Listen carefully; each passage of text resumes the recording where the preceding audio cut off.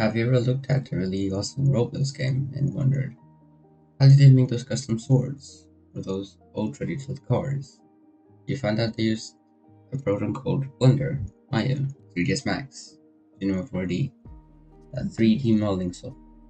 You download one, you open it up, and then you immediately close it because there are 10 million buttons and you don't understand anything. Trust me, I've been there and many other models have also been there. But here's the secret. You don't need to know what 95% of those buttons do in order to make incredible stuff. In this series, we're going from absolute zero, meaning you've never touched 3D software in your life, to building, texturing, and importing your very own models right into Roblox Studio. I'm the unknown dev. Let's get into it. First, when you open Blender, this big open area in the middle is your sandbox. It's called the 3D viewport. Before we build anything, we need to learn how to move our eyes. If you don't know how to move, you can't see what you model. It's super simple. You only need your mouse wheel. So to look around, you hold down your middle mouse wheel like a button and drag your mouse. To slide to the side, you hold left shift and then do the same as you do to look around, but you're gonna move side to side. That's called panning. And then to zoom in, just scroll up or down.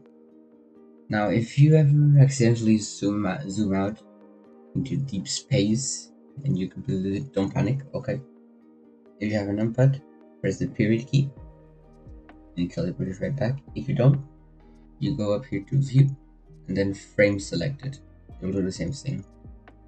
Now, Blender has two main modes that you'll be switching between constantly. Right now, if you look at the top left corner, it says object mode. You're gonna think of object mode as if you were playing with a toy. You can pick it up, move it, spin it, but you aren't changing how it's made. If you press G or grab, you can move the object. If you press R, you rotate it. If you press S, you scale it up or down. But if you press tab, you enter edit mode. Now this changes your object into digital clay, and here you can actually start reshaping everything. See those little dots? They're called vertices. If you click on one dot and press G to move, you are moving the whole thing. You are only moving that point, so you can reshape the whole object. So let's actually build something you can use in Roblox right now. First, you click your cube, hit delete key. Next, you press Shift A. This is your shortcut to add things in. It's Shift Add. You go to Mesh, so objects, their object mesh, and click on cylinder.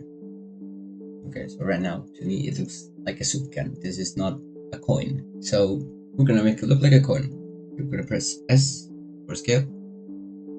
Then you're gonna press Z. So you lock it to that axis so it can only move up or down. So flatten it until about here. Yeah, that looks good. Now you hit tab to go into edit mode and we're gonna refine it a bit. We're gonna press the number 3 on your keyboard to switch to face select. And then you're gonna click on the flat top. You're gonna press the I key. This is an inset. If you move your mouse slightly inward, you can create a circle inside the face. And you click to set it. If you ever want to cancel an operation, you just press right click and that will cancel it. So get used to canceling operations because you don't like them. It will happen a lot. Then finally press the E key.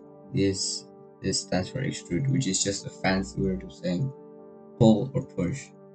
So push your mouse down just a tiny bit until you get to where you want. Just like that, you model your very first custom asset in Blender. Part of the role, right? So before you click on another video, here's your little task I want you to do. Open a Blender, get used to moving around, and just remake the coin but without the video. Just try to make movement second nature. It has to come whenever you want. And in the next episode, we're gonna be texting and preparing this for Roblox. This was the Unknown Dev. Peace.